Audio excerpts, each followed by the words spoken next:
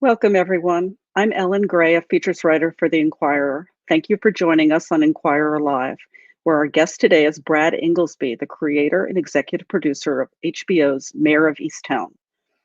Before we get started, I'd like to go over a few housekeeping items. At any time during the discussion, you may submit questions for our guest. Please ask your questions in the comments section at the bottom of this page. If you're watching us on social platforms like Facebook or Twitter, please join us at inquirer.com/Mare of Easttown Live to submit any questions. We'll take as many at the end as time allows. The limited TV series Mare of Easttown premiered on Sunday to solid ratings on HBO and HBO Max. Critically, it's been certified as fresh on Rotten Tomatoes with a combined score of 90%.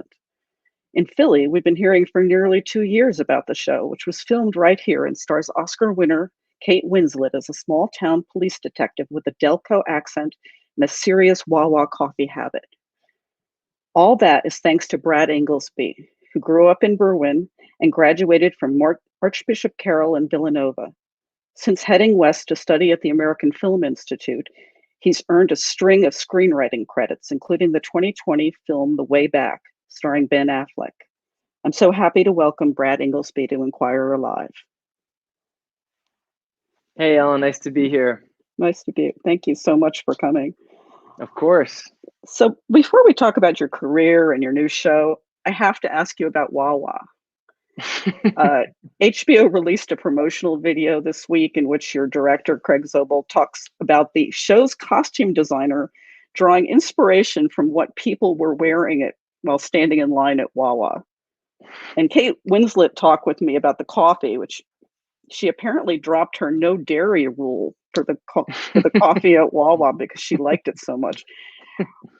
Were you the one who talked up Wawa to the cast and crew? And do people who aren't from Philly ever really understand the local devotion to a convenience store?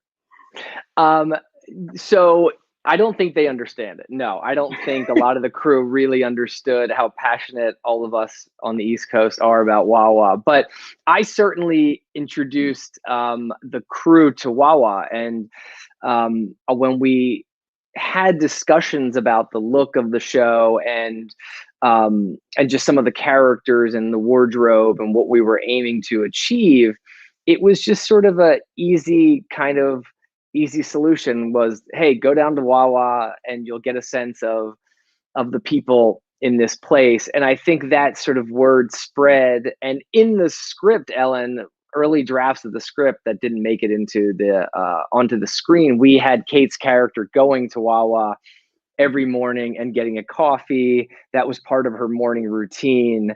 So so I think Kate wanted to experience the Wawa, and Kate just is so into research and backstory anyway, and so she was up for going to Wawa, experiencing Wawa, and we kind of, it's still in the story. We have characters, with Wawa coffee, but we never actually got to go inside a Wawa in the series, but it was definitely one of those places that we would always steer people to if they needed to get a sense of the place. Well, it's funny because yes, you see the coffee in every scene as she's coming in, but I think only locals would say, "Oh, Wawa."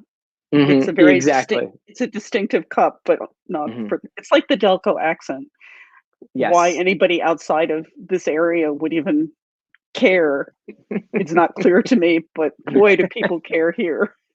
They really do. And I think, I think there was a moment early on in the process where we sort of said, are we going to attempt this? Are we going to try to make this thing work in the show? And it was really Kate that, wanted to get it right and commit to it. And I think it was out of a desire to tell an honest story, right? If we're going to make the story about this part of the world, then we have to have the characters speak the way these people do. And I think it was really Kate. I don't know if we would have gone into it as deeply as we did if it wasn't for Kate. I think she was really passionate about getting it right. And I think once she signed on, once Kate signs, everybody else has to sign on. You're not going to do it if, you're not going to have to skip out if Kate's doing it. So once she went all in, then everybody else was all in as well.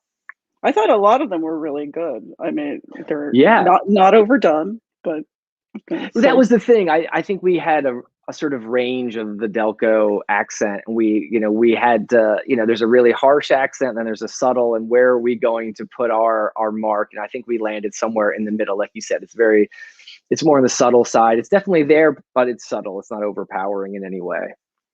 Well, when you sent her the first 2 episodes of Mare of Easttown, did she have notes or questions? What was she interested in about it?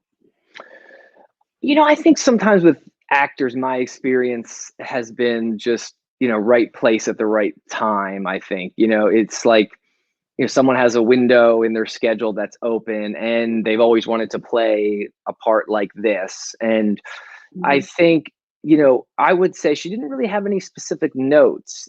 One of the things I found really interesting was that Kate had never held a gun in anything she'd ever done before, which I found really incredible because she's been in so many roles, and she's been, since she was a kid, really acting. And I think we just came to her at a time in her life where she saw this character as being completely unlike herself.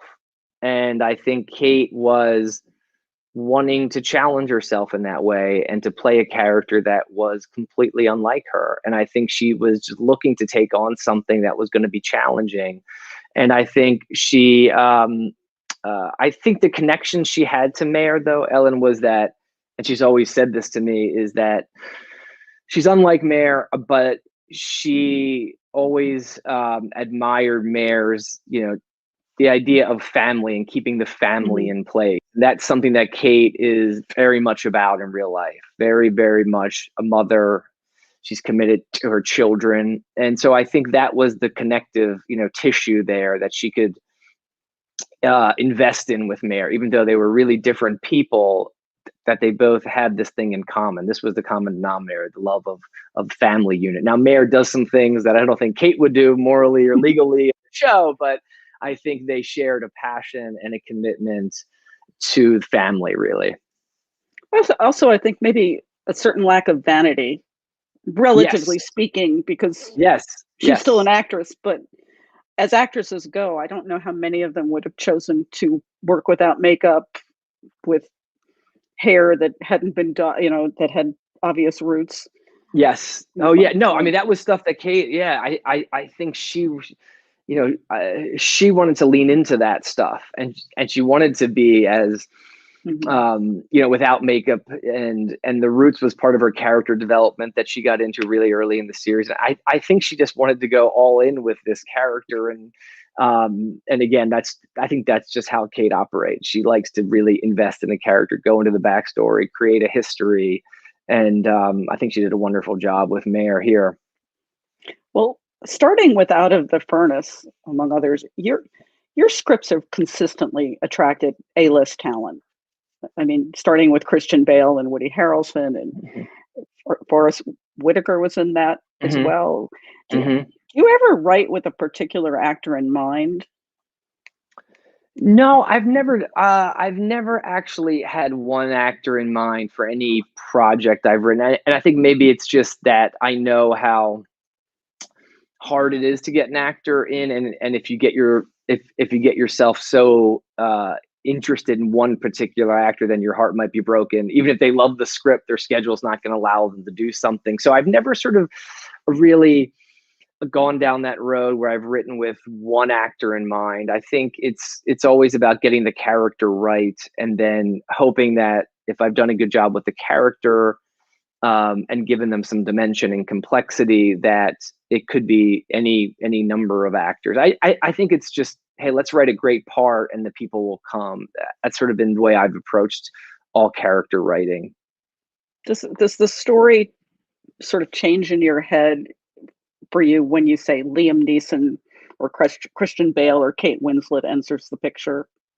You start to see your own story differently?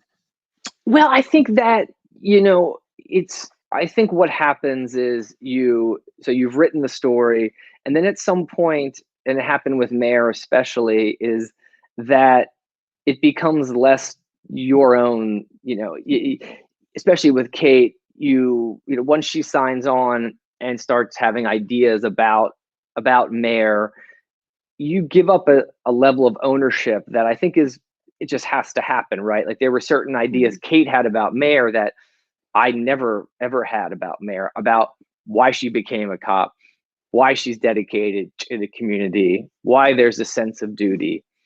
What was her relationship with, her son like? And so I think the story changes once you invite an actor into the discussion, which I always love to do because, the best idea wins. And Kate had such wonderful ideas about Mare that I wouldn't have been able to have. She's a mother, a sister, and those are just, those are things I'm not able to be. And so when Kate says to you, "Hey, Brad, that's not what a woman would say in that instance," or "I don't think I would say that," I have to listen because she knows better than I do. So I think that the story evolves when an actor takes over a character and invest in a character, and you have to give up a level of ownership that I think is a healthy thing, really.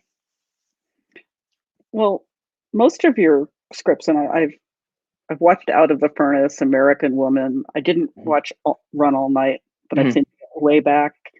Most of your scripts seem to come from some pretty dark places. Maybe not all as dark as Out of the Furnace. Why is that? Have you ever thought of doing like a romantic comedy? Or That's a good question. Maybe I need to shift gears here a little bit. I don't know. I guess I think it's. I'm not really sure, Ellen. I think it comes from a fear of something. I can tell you that The Way Back and American Woman all were born out of me being a parent and being terrified of losing a child, right? That's what The Way Back is about. And that's what American Woman is about. And in a lot of ways, that's what Mare of Easttown is about. And so I think it's like, I think it's coming from a place of, what anxiety or fear am I having in my own life at this time? And how do I channel that into something that is narratively interesting? And but it's a good question.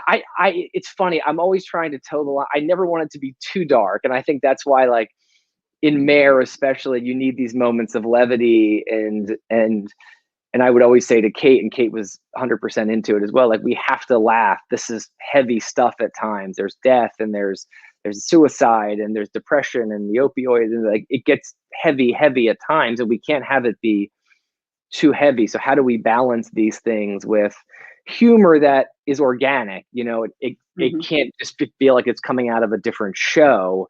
So what is humor that is true to the world we've created? And so I think that is, even if you're going to explore something that's dark, like losing a child, I'm always trying to come up with ways to just balance the scales with some level of humor,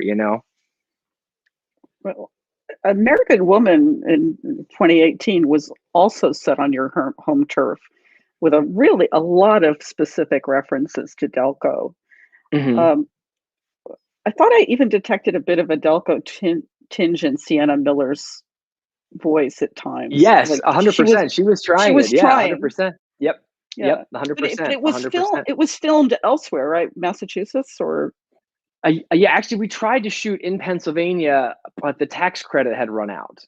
And what does it take to get Mare? What did it take to get Mare of Easttown to be filmed here? Because it's unusual at this point. That's actually a good question. I wasn't as involved. HBO, I had to write some statements that were given to the film commission, but HBO sort of, was able to handle that. So I'm actually not sure, Ellen. I'm not sure how many projects they take on a year, how much money they, give out to each I'm not too sure about that, but I just know American Woman, we wanted to shoot there, and the credit had run out. So we did shoot it. I think in, where was it? Brockton, Massachusetts, about half an hour outside, outside of Boston there. But it was set in the story. The story was written for Aston, Pennsylvania. So you just keep writing stories about the area and hope that you can finally get to shoot there? It's funny. Like, I think I was reading an article with a guy who was Ann Tyler, the novelist, and she said, every time I sit down to write something new, I want to write something I've never written before, and I always end up writing about Baltimore. And I feel like I have the same experience. After I get done every story, I tell myself, well, I'm going to do something that's totally not like home, and invariably I end up writing about home.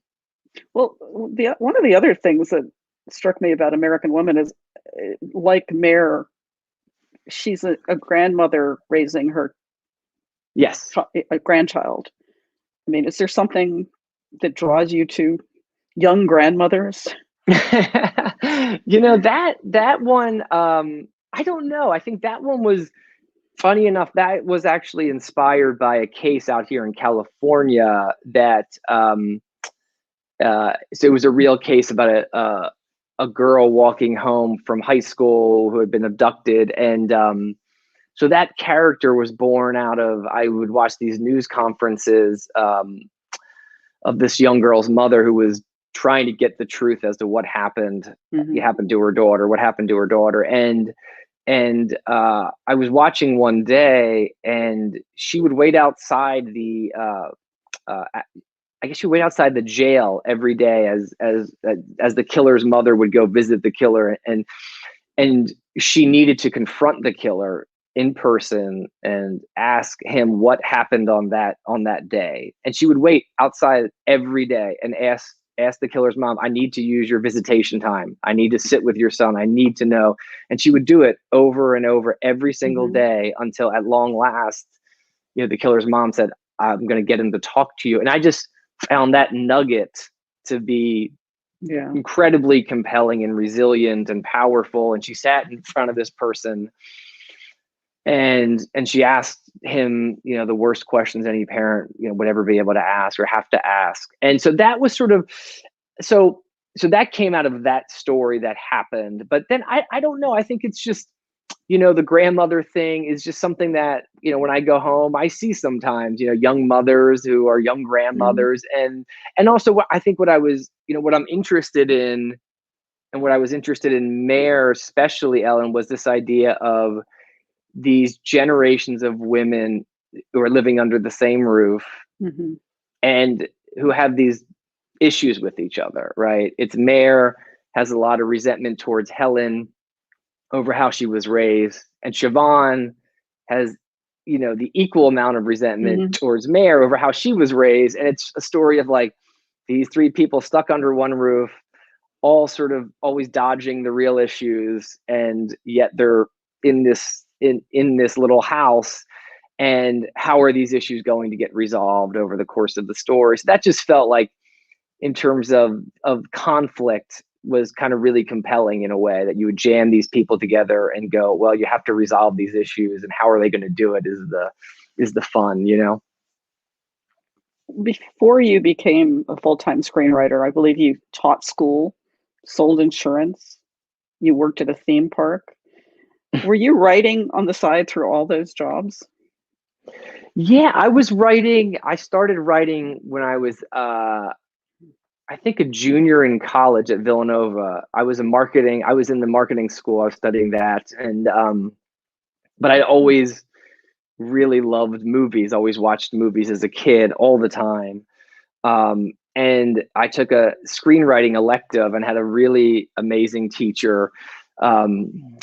And she pulled me aside one day. Sloan was her name. She pulled me aside and said, listen, I don't know if you're interested in this, but you're way more interested in the other students. So like, if you are, then, you know, I think maybe this is something that they can know. And so I think, you know, that encouragement that Sloan gave me, I think it got the wheels turning in a way that maybe they hadn't been turning. Whereas before I was sort of interested in it as a hobby, but she, you know, nudged me in a way that I needed, which is, hey, I think maybe you have something here. Have you given it a thought to pursue it, you know, outside mm-hmm. of school? And, you know, sometimes you need that encouragement, that nudge that gets you thinking about it in a different way. And it was and so I graduated from Villanova. I taught school. And while I was teaching school, I was just getting my applications ready and applied to a bunch of schools in New York and LA, and got into AFI, and sort of decided, well, if I'm going to give this thing a shot once in my life, I had better go to LA where all the business is. And so,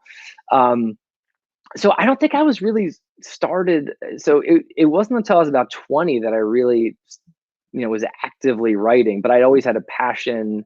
Mm-hmm. You know, I was always watching films and things, but it wasn't until then that I really started. And then I couldn't stop. I mean, you know, it was at that point, once it got inside me, I was selling insurance and writing all night long. Come in the next day, I'd work, and then I'd be writing all night. After that, it was like a disease. I couldn't get rid of it.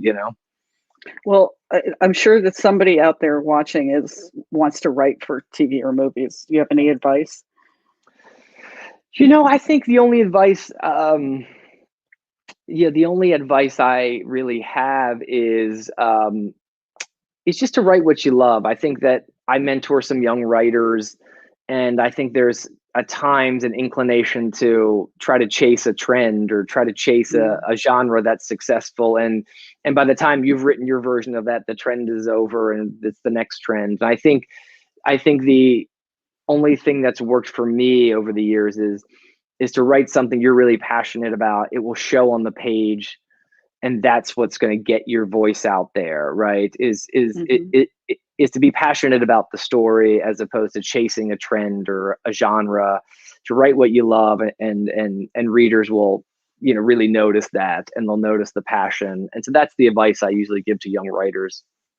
Well, I've heard stories over the years of people who sold script after script, moved into a bigger house each time, and have never had anything produced. You have a pretty good record, unless you've done like 1,000 scripts and only these several movies. But you've had produced movies coming out regularly. Is that unusual, particularly for somebody who's not writing for Marvel?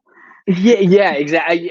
I think it is. But I would credit the producers that I've aligned myself with. I did some things with Ridley's company, and just aligning yourself with people that are passionate about these types of movies. American Woman is not an easy movie to get made, and we had some all the producers on that movie were just wonderful and were just committed to actually telling a story like that. And so I think that's one part of it is sort of aligning yourself with people that share the same vision. And then I think the other part is that you have to be, as a writer, which isn't easy at times, but you have to be a collaborator, and you have to be able to change. For example, The Way Back was set in Philly. I mean, that was a movie that we were going to shoot in the area as well.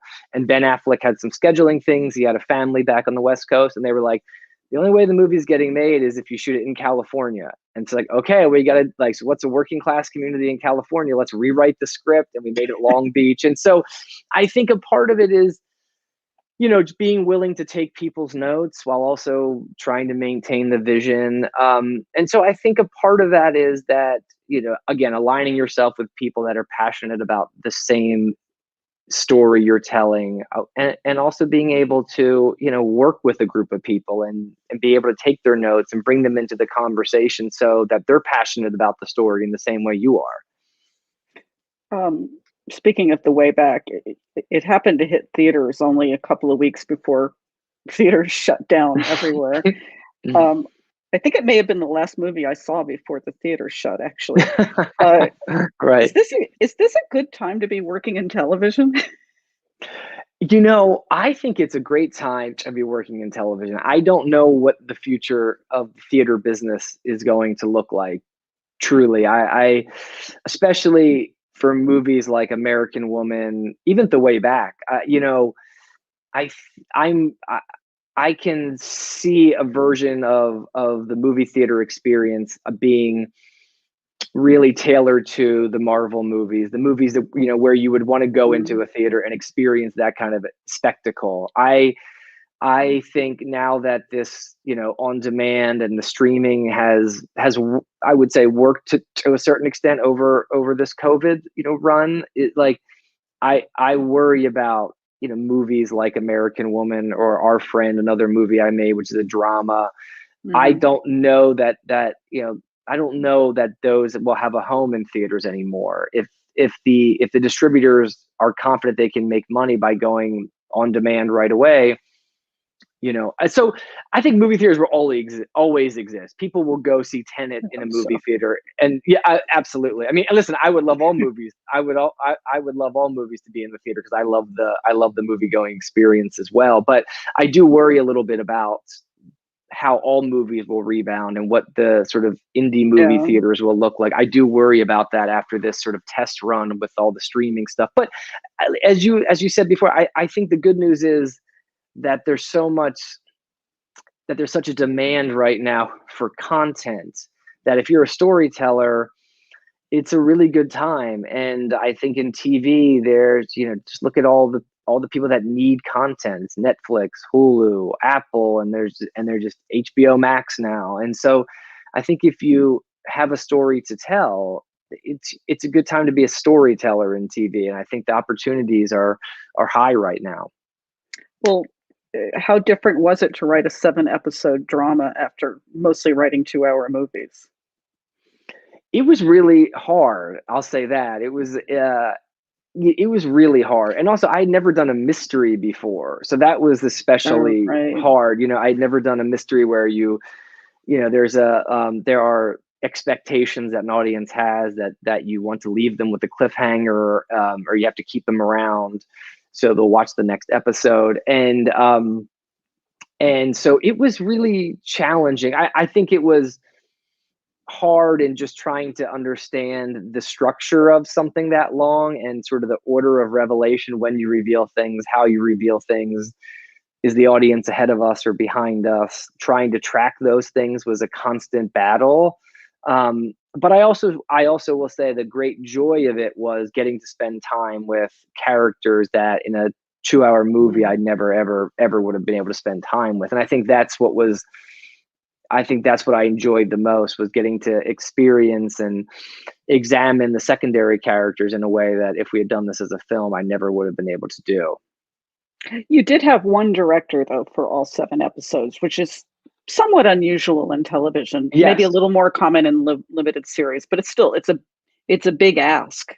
Actually, Yes, 100%. So why was that important? Did it help? Was it? Yeah, I think it helped with consistency. I think it helped in a lot of ways, because I would say the plot is sort of it's quite intricate once you get as the episodes progress, and it seems like it's a very slice of life, but the plot is quite intricate as all the cards eventually get laid out on the table. And so to have someone with intimate knowledge of where all 7 episodes had to go, was able to say, okay, in episode 1, maybe we need a little bit more of this. Whereas if you had a number of different directors who were only working on one episode, or only having to focus on one episode, you might lose the big picture a little bit, right? That hey, this is going to have a ripple effect. If we don't get this right in your episode, it's going to affect his episode later. And so to have one voice there who understood the complexity of all 7 episodes was really helpful. And also, I just think in terms of actors and just feeling comfortable on a set, if they were able to come every day, it's the same director, they know what to expect, they know what they're going to get. It was really, really helpful. Was it still shot as episodic? In other words, sequentially? No. So it was he entirely was able to cross-boarded. Yeah. So that's another advantage he'd had that it would have been difficult to do with other directors. Yes. Can you explain what cross-boarding means for people? So I'm trying to think of the easy way. I guess I would explain it like this. On any given day, we were shooting scenes from episode 1, episode 7, episode 3. And so it wasn't as if we shot episode 1, we got that done, and then we went into episode 2. We were, like I said, we were on any given day, we were in episode 7 scene, episode 2 scene, and then the reason you do that is the economics, right? If you're shooting in a house, it's a character's house. You could go into that house and shoot all those scenes inside that house in 2 days. Whereas if you had to shoot, if you had to keep that house and rent that house over the course of the whole shoot, and you were only able to, so it was, but I have to say, I give the actors a ton of credit, because they had to jump into different emotional spaces, within hours of each other, so I don't know how Kate did it, and I don't know how the other actors did it, just the ability to jump around into different episodes on one day and nail the parts the way they did and nail the emotion is quite something. And I don't know that I could do it as an actor, but I guess that's why I'm not actually hire great actors. Obviously, they do it on movies, but they don't Yes. usually do a 7-hour movie. Right. So Exactly right. it is Exactly more right. challenging. Mhm. Well, I mean, fairly or not, TV's long been seen more as a writer's medium and movies as a director. Mhm. Is that a difference you've noticed? Like, do you have a lot more control over this than you're Oh, used to yeah. having? Yeah, I mean, too much maybe, Ellen. I'm not used to it. Like I didn't yeah, I was quite startled by how many decisions I'd have to make every day from yeah, I mean, it was like what would I just remember being at the stages in Aston and being and just having a props meeting. It's like, so what does Mare's keychain look like? I'm like, oh my goodness, like I'd never have to answer any of these questions on a movie. The director just takes over and runs with it. It was like, yeah, what does the aquarium look like? What's the size of the turtle? What kind of turtle is it? It was a bit overwhelming initially. I got used to it eventually, but it was quite overwhelming at first. And I don't think I was ready for all of it. On the movies, I have to be honest, I hand the script over. If they call Mhm. me on set, if Yes. there's a problem, then I give them some notes and I come and see the edit when it's complete. I give them some more notes and that's really my involvement. On the show, I mean, you're intimately involved editing the show. All 7 episodes had to edit the show, had to work with the composer, every part of the production process from the pre-production all the way into production and then obviously post-production. So it was an experience I wasn't quite prepared to do, but I'm happy I did. I learned a lot of lessons, and I think that if I ever do it again, I'll be prepared in ways that I wasn't on this one. Well, do you wanna do it again? I think I would. I don't. I was there every day on set with Mare. I was there early in the pre-production on the ground in Aston. And then, I mean, we literally just got done editing the last episode Mhm. just a couple of days ago, and I was there the whole time. I think I would write it again. I absolutely would write another show. I don't know that I would be there on the ground every single day. I'd prefer Mhm. to come and go a little bit, and and they can call me when they need an answer. That might be more my speed, I think. Yes. Well, you come from a big basketball family. You played at Carroll. Did you Mhm. ever think about following your father and brother into coaching? No, I'm not. I wasn't a good athlete, which my brothers and sisters tell me all the time. I wasn't a good athlete. I was the worst athlete in the family, so I didn't have I a career I there. I come from a jock family, and I was introduced as my daughter, the poet, by my coach father, so And so I you know how totally this get it. feels. You get it. Yes, exactly. You can But you empathize actually here. made the basketball team. Yeah, I did make the team, last seat on the bench, but I was there. I made the team. It may have been a favor. My dad kept me on the team, but I don't think I possess that kind of knowledge of the game where I could be effective as a coach. I'm not that intelligent in terms of the X's and O's of the game. But I will say this: I do love. I mean, even to this day, I love sports, watching sports, and as you can tell, I still write about it in a lot of these Writing about a of lot the of sports. I'm Yeah. writing about a lot of sports. So it's a part of my life. It started out early in my life and it's the blood in my veins. And so it's always going to make its way into a story somehow. Well, do you think team experience also helps people who are having to work in a collaborative business? You're not a It's novelist. You a need hundred other percent. people to do this. I mean, 100%. I think that's a great point. And it's probably the great lesson of sports that, that I would take away from all the sports teams I was on is you're a part of a team. And I think as a Mhm, writer, like you said, as a novelist, every word you write is going to make it into the book, outside of an editor having a mhm, say, but that's going to be your work. Even a playwright is probably going to have almost all their words on the stage. A TV writer and a movie writer, I mean, the script to screen translation can be dramatic. And sometimes mhm, it elevates the material and sometimes it doesn't. And you you have to understand that early on that you're going to have to be a collaborator and that a director is going to have a say in how a scene plays out. They're not going to like a scene. They're going to want to cut something. I think that as I was saying earlier, just you have to be a team player, and I think that's part of why I've been able to get some of these movies made is being a team player and inviting people into the conversation while also trying to maintain a vision. But you just have to be a collaborator. It's so important. And also just because you want to get jobs in the future. If you sit down at a table with a bunch of executives and they give you a note and you just shake your head and go, I'm not changing it. Well, when the next job comes up, there's a list that goes out and your name is not going to be on it. The experience of working with people is really important. Mare of Easttown has a lot, and I think you and I talked about this before, but it struck me as having a lot more in common with some British crime dramas. Yeah. Broadchurch, you mentioned Happy Valley, which we're both fans of. Yep. And it's not just because of the very complicated woman at its center. How important was it for you to make a show that doesn't glamorize police work, which is something that a lot of TV shows have done perhaps too much? Yeah, I think it was, I think it was vital. Like that's, I think if we were going to separate ourselves in some way and say, this is a different type of cop show, then we had to take a stand early on about what Mare is like as a detective, what the police life is like.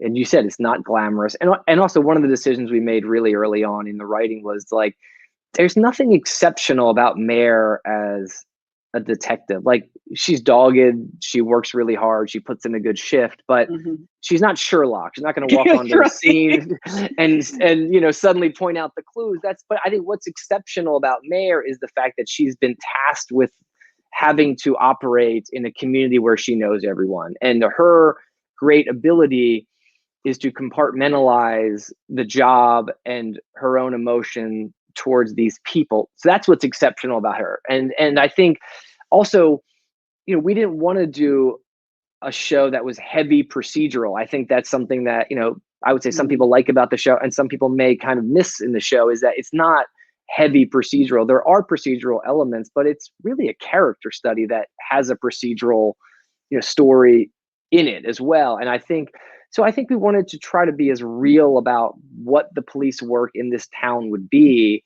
And a big part of that was recruiting a local chief, Dave, who's the chief of police in the actual Easttown, was a huge, huge, huge help on this. And we also recruited a lot of local officers to help us. Pete Baylor is an officer who works in Marple that helped us. And I think that was just us trying to get it right as we could. I mean, obviously there are certain, a story like this has to move a certain way. The plot beats have to be hit and you have to engage an audience. So we have to fudge some of these details. And there are certainly some things in the show where you go, is that how it would have really happened? But we go, well, it might not be, but we got to move the story along. And that's sort of how we go. But it was just nice to have them around to tell us, hey, this is what it's really like in this town. This is what it's really like in terms of a daily life with the detective. So I think we really tried to make it an honest representation of what it would look like if Mare was living in this town and having to work in this town. Well, one place where you sort of fudged was Easttown itself. Yes. Which does not, to all the real estate agents in Easttown, do you have any? Have you heard from any of them? I haven't yet, but I knew this was going to be an issue when we called it Easttown. But I started writing the show, and I didn't know where I wanted to be set. The Easttown in the show is really a composite of Aston, I'd say. Obviously, Coatesville is in there a lot. A lot of the exteriors and the transition shots are Coatesville with the row homes and the police station. And we wanted to, so I wanted it to be a show about a number of different places, and yet I wanted it to be about home. And I grew up in Easttown Township, and so it was like I was thinking, am I going to call it Mare of Aston? Well, that's okay, but I liked Mare of Easttown, which had a kind of any place quality to it. Like any country could have an Easttown. I wanted it to sound like it had a universal quality to it, but it's not the Easttown in real life. The I would say the inspiration, and we shot in Aston, so that's where our stages were, and a lot of the exteriors are Aston, but it resembles Aston and Drexel Hill and Coatesville. That's really the Easttown of the show. Absolutely. Well, yes, and if you had called it Mare of Easttown, I wouldn't be constantly having to explain to people, I know that Easttown is in Chester County. Because we keep talking about Delco. I know. It's so, I've gotten a couple of these too. I have to defend the decision here sometimes. It's funny. So we have some questions from people who are watching. And was part of the show filmed at Forbidden Drive?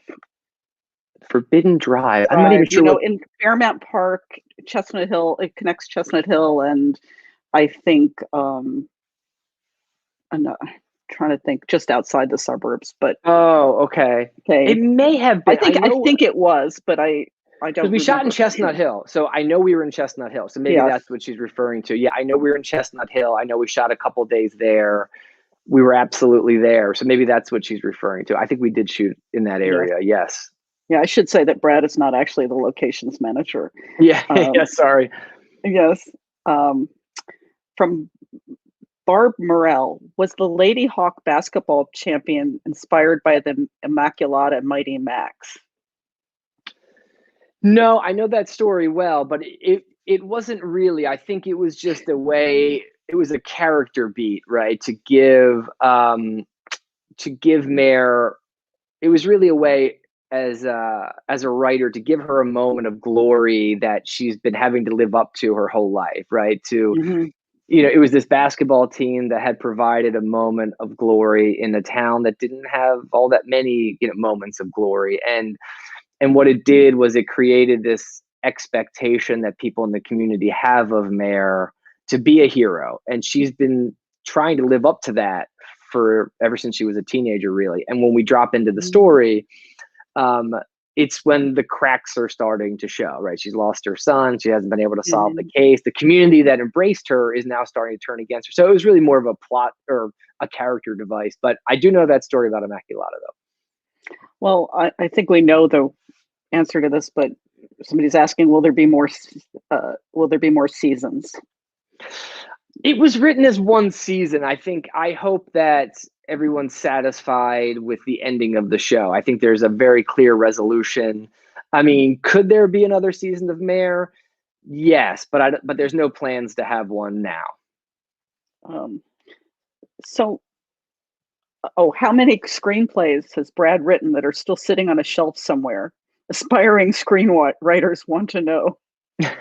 Well, as you mentioned, I've actually had pretty good luck in getting everything I've written at least set up places. There's probably, I mean, I've written a couple things where I've taken jobs, rewrite jobs at studios where I've come in and helped to rewrite a script of someone else's just a couple times, maybe like one or two. And then I have probably two of my own scripts that are, that I've gotten set up at places that haven't been made yet. So I've been incredibly lucky to have things that I've written get made, and so that's just a lucky break, I would say. You've also been lucky to be invited in to play with other people's scripts instead of having that happen. Oh, it's happened to me too. It's happened. Oh, really? To me. It's happened to me once or twice. But again, like you said, that's a part of the job. You have to understand that and accept that when you sign up. That's just a part of the job. You have to understand that at some point someone's going to come in and rewrite you, and you're not going to have a say in it. And it's happened to me a couple times. Sure. Well, I think it happens more to people who are writing superhero movies. Absolutely, 100%, 100%. A string of names under it, and the Writers Guild has to decide who gets credit. Yes, exactly right. So, from Christopher Boas, is your next project Philly based? I don't have a next project really. I'm still sort of, we just got done editing Mare actually just a couple of days ago. Really, we just got done editing, so I'm still kind of trying to figure out what it is. But if I write something on my own, I'm sure, as I mentioned earlier, it will find its way back into Philly somehow. That's been my experience in the past. Well, you're going to be Philly based again soon, correct? Yes. I am moving back into the area, into Berwyn. It depends when the house is ready, but we will be moving back in the fall winter time. So we're excited to actually get back to the area. I'm really excited about it. Was that did the pandemic play a part at all in that, or were you planning to come home at some point all along? It did. I think we were always planning on coming back, but then the pandemic hit, and it was like, okay, business has changed. It's never going to go back to the way it was, I don't think. Um, if there's ever a time where you can make a living as a writer, just write. I mean, I always imagined we would move back, and I always imagined as a writer I could write on the East Coast. But when the pandemic hit, it just became more like, okay, this is the time to do it. And also, our kids, are at a certain age now where, they're kind of at that age where we could still move them, and they've made friends here, but they could easily transition to making friends. They're not in high school where they've really, rooted themselves in a certain area. And so I think we always wanted to do it. And then the pandemic kind of nudged us up a little bit and just made it happen a bit sooner than we expected. And it brings you closer to family. Yeah. Oh, here. absolutely. Absolutely. Yeah, exactly. Exactly right. In Berwyn and Aston, we'll be right there. And so it's really a decision to be around family. I will miss the weather out here, but it's a decision to be around family. The same person is asking, are Philly Delco hot with the success of Concrete Cowboy and Mare of Easttown and Last Call, which I don't know if you know about it, but is a movie that that's one. set in Upper Darby, just a small movie that was written by a local real estate developer. Wrote a movie about his Upper Darby hometown called Last Call. Okay. Okay. I haven't and seen that one. He got Bruce Dern and wow. And Jeremy Piven and wow. Jamie Kennedy, who's from Upper Darby. So right. He's a local guy. Yeah. I think it's hot. I mean, I think the issue is always, it's always money. Like, what's it going to cost people? What are the crews going to be? What are the union fees? Like, even with Mare of Easttown, I think if, I said to HBO, hey, we have to shoot it. And they were great about it. They were like, of course, but I don't think it saved them any money. I think it cost them way more money than if we had gone to Pittsburgh. And so I think yeah. We so lose it's a lot of business to Pittsburgh. Exactly right. And I think, that's where we would have gone too. But but everyone was understanding of, hey, we have to make this, if the community is going to be a character in the show, and that's what we're trying to make it be, then we have to shoot it where it's set. And a credit to HBO and all the creatives and everyone over there for saying, you know what, we totally agree with that, and we're going to go all in with you. But I think I would love to make everything in Philly. It just always comes down to dollars and cents, which is a reality. It's a business, and I think sometimes that overpowers the creative. Like I was said, even American Woman, we just couldn't get there. Everyone was ready to go to PA, but the tax credit had run out. So I think it's just.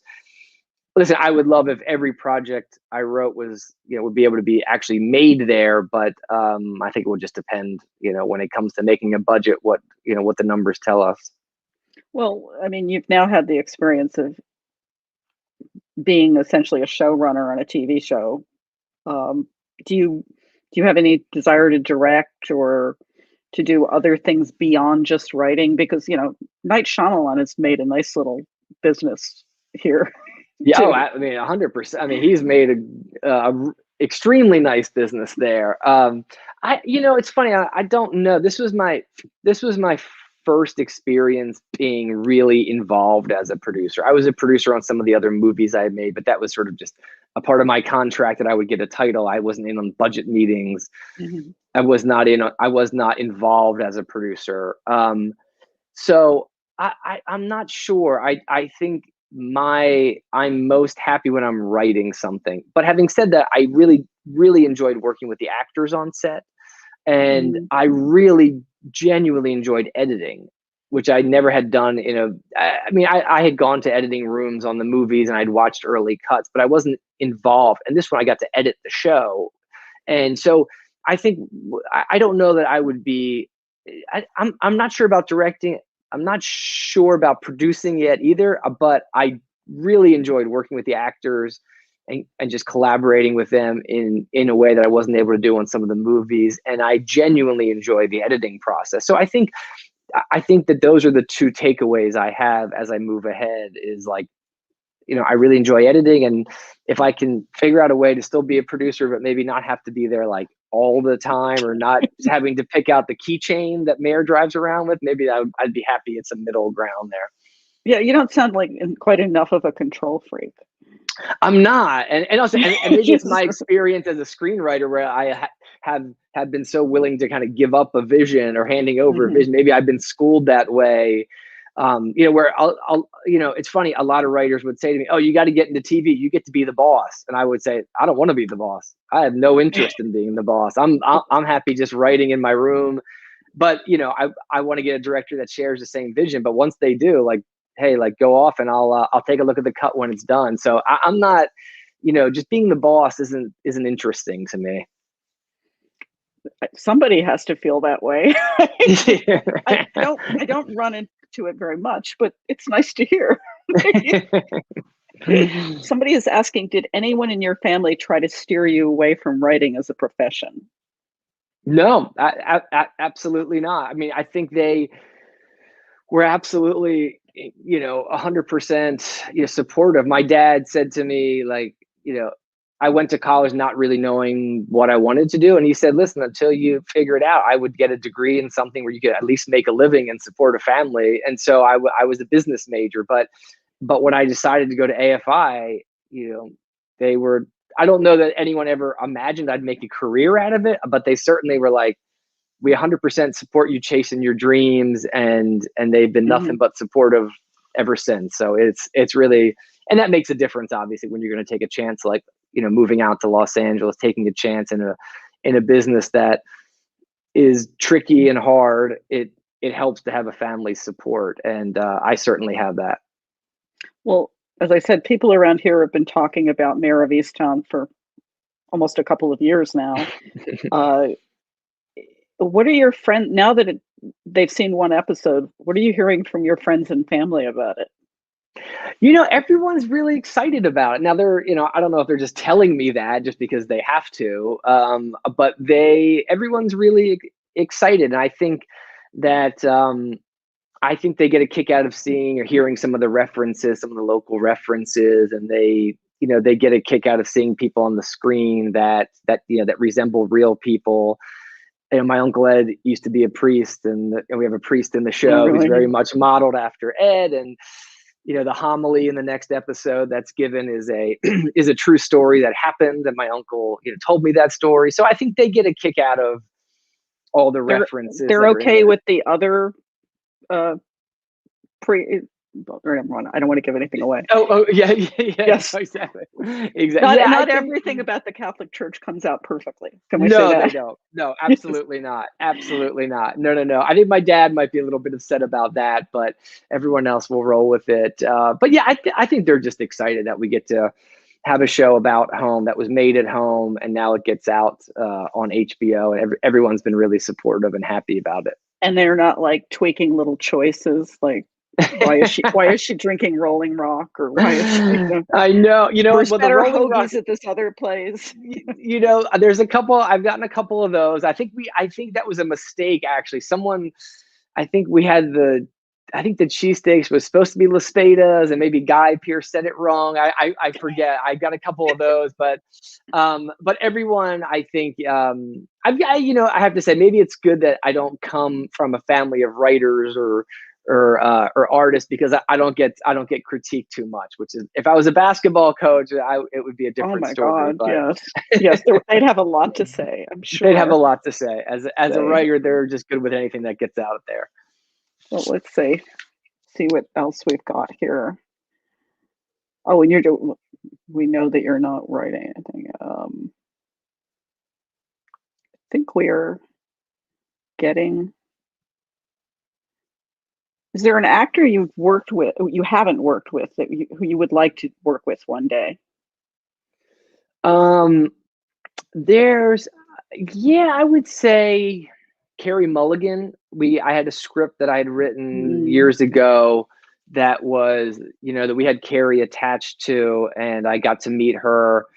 It didn't get made. It was one of those projects that kind of got to the 1 yard line, and then the money didn't come through. But I mean, and obviously she's gone on to now great things. She's nominated.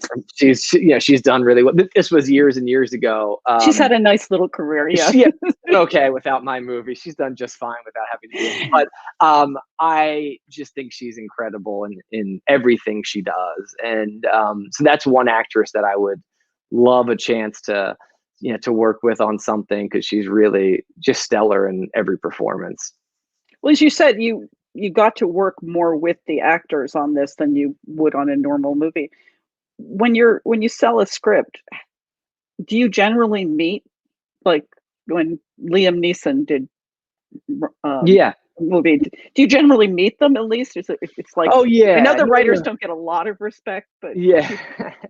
No, you definitely, I have to say, and a part of that is on the movies I've been able to make, I've aligned myself with producers who have been great about keeping me in the fold and wanting me to be a part of it, and actually wanting me to come to set, directors who want me to come to set. So I've actually been incredibly lucky, and you absolutely get to meet them and you sit with them. It's just, sometimes it's you meet them when they sign on to the project, they give you their notes, you implement them, and then you don't see them again. Other times you're on set every day and you're tweaking lines with Kate. I was there every day. We were tweaking lines every single day. I mean, and so and I've said I really enjoy that part of it, because you get so invested in a script and it's just you writing something, and then to get another set of eyes, another opinion, a different perspective on something, it sometimes illuminates a scene or a line or a sequence in a way that you weren't able to see. And so I think, again, I like the collaboration. Now I stand my ground on certain things and I say, no, I don't think that's going to work, or I don't think that line's better than what's written. But I love the collaboration and opening myself up to hearing other opinions on things. But anyway, getting back to your original question, absolutely. I mean, every movie I've done, I've always been able to sit down with the actors and get their opinion on things and implement their notes. And it's more the production process where the writer isn't as intimately involved. Whereas like Out of the Furnace, I was never there. I think Our Friend, I was there for a couple of days. The Way Back was shot close to me here because it moved to California, so it actually shot an hour away. So I would drive up there some days and sit with Gavin, our director, and do some notes, and he would have some ideas. And so it really just depends, and it depends on the director. Some directors want you there all the time, and some directors want you to get lost. And that's a part of the process too, is you have to live with that decision. And you don't really know going in which kind you're going to get. Well, the only thing I would say, Ellen, is on the little like if I was doing a Marvel movie, I would have no say at all.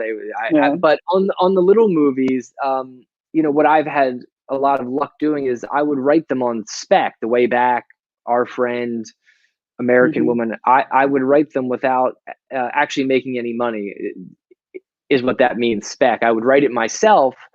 And then when the script was done and we had producers and we were going out to a financier to get the movie made or get the money to make the movie, I would say, hey, I want to have a say in who directs the film. I want to have a say and if you are willing to take that chance and write something on spec, it gives you more leverage at that later time, a little more control. So I've been able to do that on those films. In a way that I've really enjoyed, where I've been invited into the conversation in ways that I certainly wouldn't be if it was a big Warner Brothers movie or a big action movie or something. That's a much different experience. Well, I am afraid that this is all the time we have. This has been great. I appreciate it, Ellen. You can watch the second episode of Mare of Easttown at 10 p.m. Sunday on HBO or HBO Max, or you can catch up with the first one in the same places. I want to thank Brad Ingelsby for a great discussion, and thank you for joining us. Thanks, everybody.